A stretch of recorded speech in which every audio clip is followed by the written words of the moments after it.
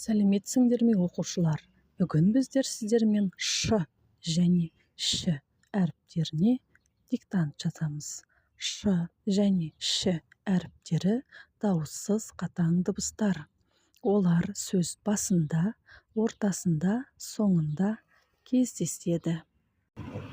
Бұрыш, шар, өшіргіш,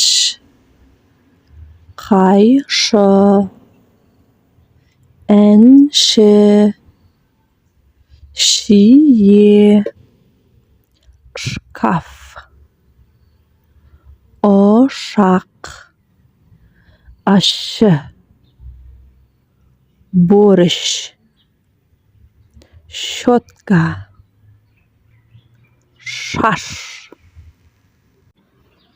плащ.